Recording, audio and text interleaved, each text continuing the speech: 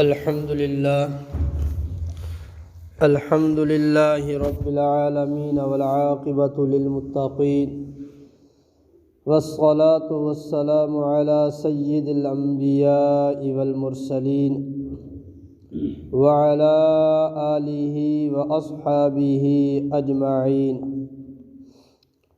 اما بعد اعوذ باللہ من الشیطان الرجیم بسم اللہ الرحمن الرحیم وَيَوْمَ نَبْعَثُ مِنْ كُلِّ أُمَّةٍ شَهِيدًا ثُمَّ لَا يُؤْذَنُ لِلَّذِينَ كَفَرُوا وَلَا هُمْ يُسْتَعْتَبُونَ صدق اللہ العظیم۔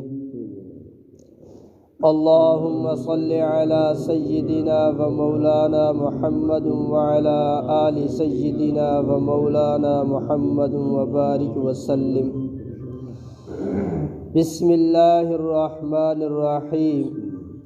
وَيَوْمَ اور جس دن نبعث ہم کھڑا کریں گے من کل امت ہر امت سے شہیداً ایک گواہ ثم پھر لا یؤذن اجازت نہیں دی جائے گی للذین ان لوگوں کو کفروا جنہوں نے کفر کیا ولا هم یستعتبون اور نہ ان کی توبہ قبول کی جائے گی وَإِذَا اور جس وقت رأت دیکھیں گے الذین وہ لوگ ظلموا جنہوں نے ظلم کیا العذاب عذاب فلا یخفف پس نہیں ہلکا کیا جائے گا عنہم ان سے ولا هم ينظرون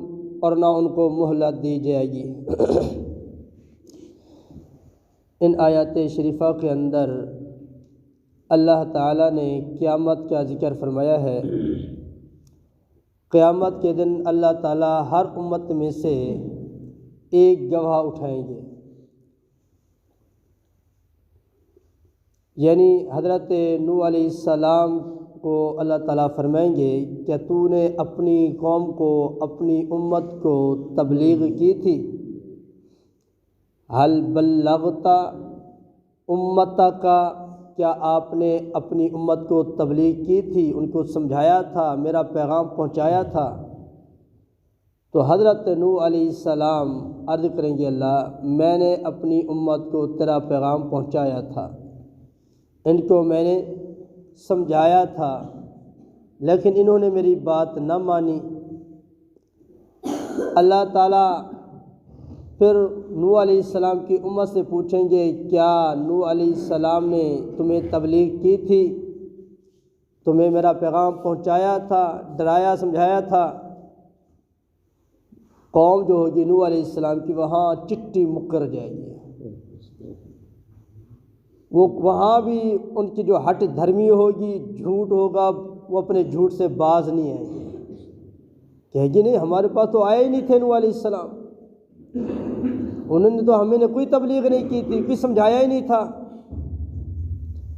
اب قاعدہ ہے کہ البینۃ علی المدعی والیمین علی من انکر، جو دعویٰ کرنے والا ہوتا ہے اس کے ذمہ گواہ ہوتا ہے، اور جو انکار کرنے والا ہوتا ہے اس کے ذمہ قسم ہوتی ہے۔ اللہ تعالیٰ فرمائیں گے اے نوح تو کہتا ہے میں نے تبلیغ کی ہے، اور یہ کہتے ہیں انہوں نے ہمیں تبلیغ نہیں کی۔ من یشہد لک، تیرا گواہ کون ہے؟ تو نے تو دعویٰ کیا ہے کہ میں نے تبلیغ کی ہے، کوئی گواہ پیش کر، تیرا گواہ کون ہے؟ تو حضرت نوح علیہ السلام عرض کریں گے اللہ میرے جو گواہ ہیں وہ آخری نبی کی امت ہے، آخری نبی کی امت میری گواہ ہے۔ تو اگر وہ لوگ کہیں گے نا کہ اللہ یہ تو اس وقت تھے ہی نہیں، یہ ہمارے گواہ کیسے بن گئے؟ نبی صلی اللہ علیہ وسلم کی امت یہ تو آخر میں آئی، جس وقت نوح علیہ السلام ہمارے پاس اگر آئے تھے تو اس وقت یہ موجود نہیں تھے، تو یہ کیسے گواہ بنے گی؟ تو اللہ تعالیٰ پھر امت محمد صلی اللہ علیہ وآلہ وسلم سے پوچھیں گے کہ آپ ان کی گواہی کیسے دے رہے ہو، آپ تھے اس وقت؟ تو امت محمد صلی اللہ علیہ وآلہ وسلم عرض کرے گی، اللہ آپ کا قرآن پاک ہمارے پاس پہنچا، آپ کا کلام ہمارے پاس پہنچا، اس کلام میں ہم نے پڑھا کہ تو نے فرمایا تھا لقد ارسلنا نوحا الی قومہ، کہ البتہ تحقیق ہم نے بھیجا نوح علیہ السلام کو اس کی قوم کی طرف، فقال یا قوم اعبدوا اللہ، نوح علیہ السلام نے اپنی قوم کو کہا تھا اے میری قوم تم اللہ کی عبادت کرو۔ اے ربا ہمارے محبوب نے ہمیں بتایا تو آپ بھی سچے، آپ کا محبوب بھی سچا، آپ کا کلام بھی سچا، اور ہم سچی گواہی دے رہے ہیں کہ ان کے نبی نوح علیہ السلام نے ان کو تبلیغ کی تھی، لیکن یہ بدبخت جھوٹ بول رہے ہیں۔ تو حضرت نوح علیہ السلام نے 950 سال تک تبلیغ کی،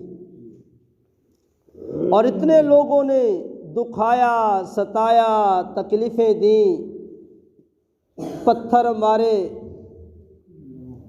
علماء نے لکھا ہے کہ لوگ پہلے سے معلوم کر لیتے تھے کہ کل نوح علیہ السلام اللہ کے دین کی تبلیغ کس جگہ کھڑے ہو کے کریں گے، تو وہاں پہلے جا کے پتھر کنکر جمع کر لیتے تھے۔ ادھر حضرت نوح علیہ السلام لوگوں کو اللہ کی طرف بلانا شروع کرتے تھے، ادھر قوم جو تھی وہ پتھر مارنا شروع کر دیتی تھی۔ اتنے پتھر مارتے تھے کہ اللہ کے نبی سیدنا نوح علیہ السلام زخمی ہو جاتے تھے، جسم سے مقدس خون مبارک نکلنا شروع ہو جاتا تھا۔ اور بعض علماء نے تو یہ بھی لکھا ہے اتنے پتھر مارتے تھے کہ اللہ کے نبی سیدنا نوح علیہ السلام پتھروں میں چھپ جایا کرتے تھے، فرشتہ آتا پتھر ہٹاتا، اندر سے اللہ کے نبی نوح علیہ السلام نکلا کرتے تھے، ہڈی ٹوٹ جاتی تھی، زخموں سے چورو چور ہو جاتے تھے۔ یوں نہیں کہتے تھے میں اپنا مرہم پٹی کروا لوں، میں یہ کروں، بس جو ہی پتھروں سے نکلتے تھے خون بہہ رہا ہے، جسم زخموں سے چورو چور ہے، پھر بھی لوگوں کو اللہ کی طرف بلانا شروع کر دیتے تھے۔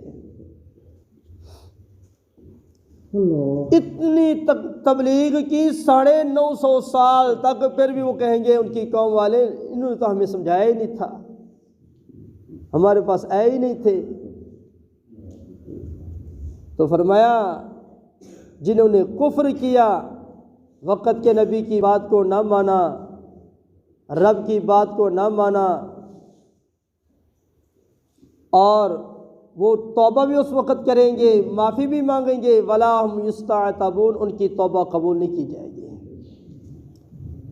آج وقت ہے مرنے سے پہلے کہ سچی توبہ کر لے، روٹھے رب کو راضی کر لے، رب سے صلح کر لے۔ جب موت کا فرشتہ سامنے نظر آ گیا، جب سکرات کا جھٹکا شروع ہو گیا، نزع کی حالت پیدا ہو گئی، اب توبہ کے دروازے بند ہو گئے۔ تو نزع کی کیفیت سے پہلے سکرات سے پہلے رب سے صلح کر لیں، توبہ کر لیں، معافی مانگ لیں، رحمت کے دروازے کھلے ہیں، توبہ کے دروازے کھلے ہیں، اللہ اپنی رحمت والا معاملہ فرما دیں گے، اللہ توبہ قبول فرما لیں گے۔ اور موت سے پہلے توبہ نصیب ہو گئی تو وہ توبہ کرنے سے ایسے پاک اور صاف ہو گیا جس طرح بچہ ماں کے پیٹ سے باہر آتا ہے تو گناہوں سے پاک اور صاف ہوتا ہے۔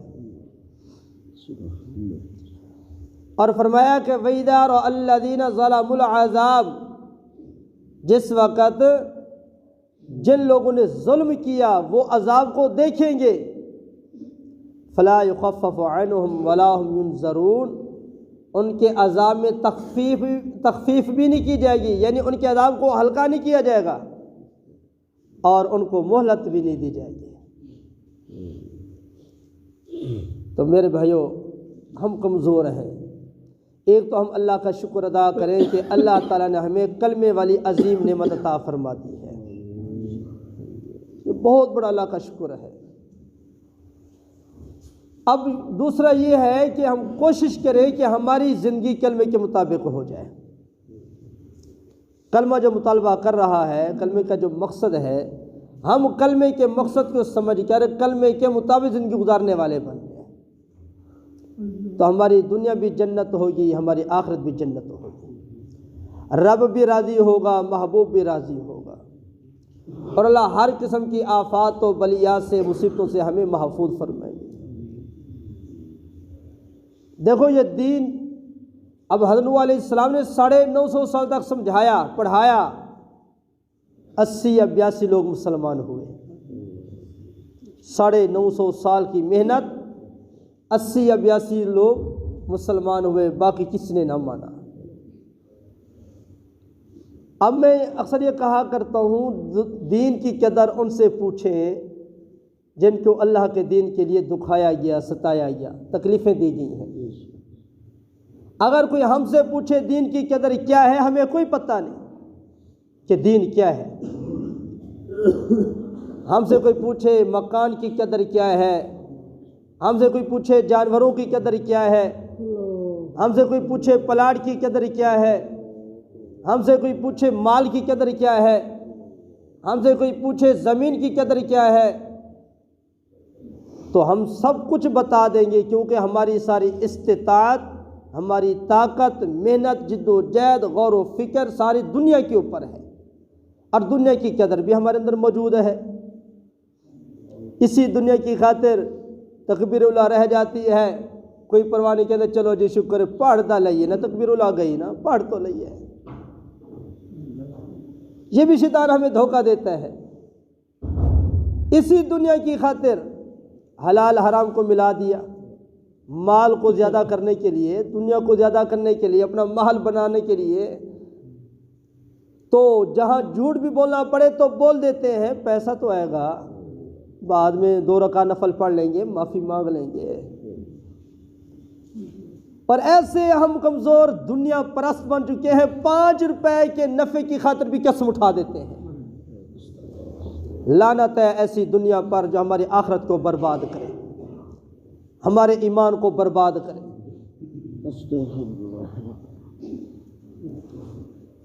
آج ہمارے اندر دنیا کی قدر ہے، دین کی قدر نہیں، اور دین کی قدر پوچھنی ہے تو پھر اللہ کے نبیوں سے پوچھیں، اور صحابہ کرام و اہل بیت رضوان اللہ علیہم اجمعین سے پوچھیں۔ نبی پاک صلی اللہ علیہ وآلہ وسلم نے فرمایا، ایسے اللہ کے نبی ہیں جن کے جسم کو لوہے کی کنگھیوں کے ساتھ چھلا گیا۔ اللہ کے نبیوں کے سر کے اوپر آرا چلایا گیا، اور حضور علیہ السلام نے فرمایا، جتنا مجھے دکھایا گیا، مجھے تکلیف دی گئی، اتنا کسی اور نبی کو نہیں ستایا گیا۔ صحابہ کرام رضوان اللہ علیہم اجمعین، کسی کو آگ کے انگاروں پہ لٹایا جا رہا ہے، کسی کو ریت پہ گھسیٹا جا رہا ہے، کسی کی آنکھیں نکالی جا رہی ہیں، کسی کی پسلیاں توڑی جا رہی ہیں، کسی کے جسم کے ٹکڑے کیے جا رہے ہیں۔ 80 سال کی بوڑھی عورت حضرت سمیہ رضی اللہ تعالی عنہا، ایک ٹانگ ایک اونٹ کے ساتھ باندھ دی، دوسری ٹانگ دوسرے اونٹ کے ساتھ باندھ دی، ایک اونٹ کو ادھر چلا دیا، دوسرے کو ادھر چلا دیا، 80 سال کی بوڑھی عورت کے 2 ٹکڑے ہو گئے۔ اور اسلام میں سب سے پہلے شہید ہونے والی یہی عورت ہے، حضرت سمیہ رضی اللہ تعالی عنہا۔ ان سے پوچھیں، آج بھی ان کی قبر بتا رہی ہوگی کہ دین کیا ہے۔ آج ہماری عورتیں جو رات دن دنیا کی فکر کرتی ہیں، گھر والوں کہتے ہیں جیسا کیسا مال لے کر آنا، پیسے لے کر آنا، ہم پیسے جمع کریں، ہم یہ کریں وہ کریں۔ آج دنیا پرستی عورتیں، ان کو دنیا کا تو پتہ ہے، دین کا کوئی پتہ نہیں ہے۔ آج سارا کہتے ہیں نا کہ آوا کے آوا چٹ ہو گیا ہے۔ آج ہم مرد بھی دنیا پرست بن چکے ہیں، عورتیں بھی دنیا پرست بن چکی ہیں۔ دین کی فکر کون کرے گا؟ دین کی محنت کون کرے گا؟ یہ دین پہنچانے والوں نے کس طریقے سے ہمارے تک دین پہنچایا۔ میں کتاب میں پڑھ رہا تھا امام بخاری رحمۃ اللہ علیہ کے بارے میں۔ بخاری شریف حدیث کی کتاب ہے، قرآن پاک کے بعد بخاری شریف کا مقام ہے۔ امام بخاری رحمۃ اللہ علیہ جب حدیث پڑھنے کے لیے جاتے تھے، راستے میں جاتے تھے، کھانے پینے کا سامان ختم ہو جاتا، اب سفر بھی کرتے تھے، جب بھوک لگتی درختوں کے پتے توڑ کے وہ چبا کے کھا کے جاتے تھے۔ انہوں نے حدیث قرآن پتے کھا کر ہمارے تک پہنچا دیا۔ آج ہم پراٹھے کھا کر اس دن کو سمجھنے کے لیے تیار نہیں، اس دن کو سیکھنے کے لیے تیار نہیں۔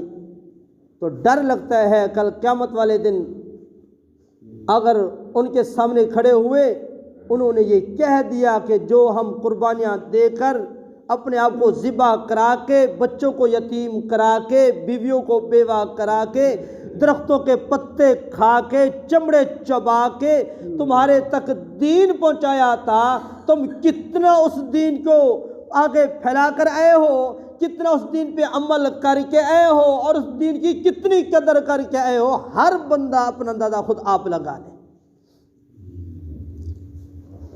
کوئی دنیا کا کام اور تقاضا ہو تو ہم ٹائم کے بڑے پابند ہوتے ہیں، جی میں فلاں کام میرے ٹائم کی پابندی ہے، میں کم ایک ٹائم دے کم کرنا تے دین واسطے کوئی ٹائم دی پابندی کوئی نہیں۔ ٹائم مل گیا تو کر لیا، نہ ملا تو نہ کرا، یہ تو فارغ بندہ دا کم ہے دین۔ ہم تو بڑے مصروف ہیں، بڑے بیزی ہیں، ہمیں تو خارج کرنے کا ٹائم نہیں ملتا۔ میرے بھائیو، یہ شیطان دھوکہ دے رہا ہے۔ آج تک جو سستی ہوئی، غفلت ہوئی، لاپرواہی، میں بھی توبہ کرتا ہوں، آپ بھی توبہ کریں۔ اور آج کے بعد جو زندگی کے لمحات بچے ہوئے ہیں، اس طریقے سے زندگی گزارے، عرش والا بھی راضی ہو جائے، مدینے والا بھی راضی ہو جائے۔ اللہ نے ہمیں دین کے لیے بھیجا ہے، دنیا کے لیے نہیں بھیجا۔ ہم دین کی محنت کریں گے، اللہ کی قسم دنیا خود بخود اللہ ہمیں دے گا۔ اگر ہم دنیا کے اوپر محنت کریں گے، دنیا مقدر میں مل جائے گی، دین زندگی میں نہیں آئے گا۔ دین کی محنت سے اللہ دین بھی دے گا، دنیا بھی دے گا، اور دنیا کی محنت سے دنیا تو کچھ مل جائے گی، دین نہیں ملے گا۔ اللہ رب العالمین سے دعا ہے، جو کہا سنا گیا، اللہ تعالی ہم سب کو اخلاص کے ساتھ عمل کرنے کی توفیق عطا فرمائے۔